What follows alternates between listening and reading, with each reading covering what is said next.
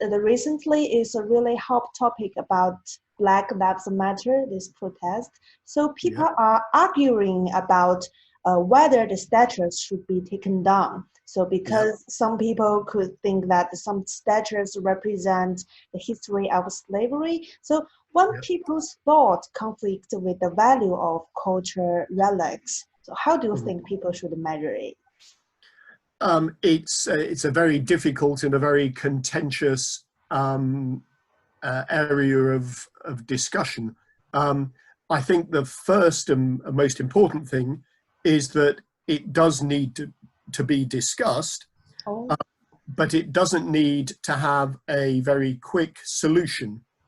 We need to think about it very carefully. Now, we should have been having that conversation for the last 10 or 20 years. And the fact that it took, yet another death in America to really establish the conversation is a correct criticism of not only the UK, but much of the rest of the world.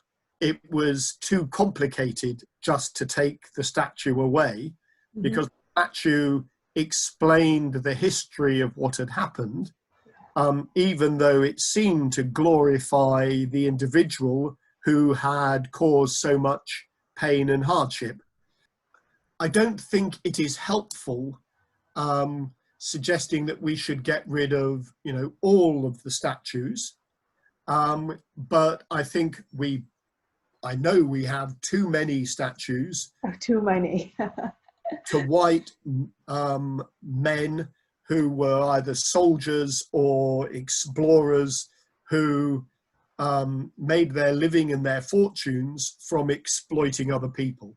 And we need to rebalance. And whether that rebalancing is taking half of them away or leaving them all there and putting additional information on them, so that this man, was a businessman in Bristol and London. He gave lots of money to Bristol University. He gave lots of money to the council, but all of his money was made on the back of slavery. And so, it's too complicated just to make a decision about everything or a decision quickly about one statue. There are many, there are thousands, if not hundreds of thousands of war memorials for the First and Second World War. And I think most people in Britain would still say that those were important memorials.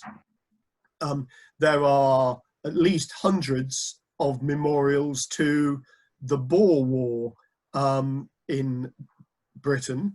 Now, many people would say that actually was a colonial war and a war of oppression and imperialism, and maybe that is wrong to maintain those statutes. So you have to have an understanding.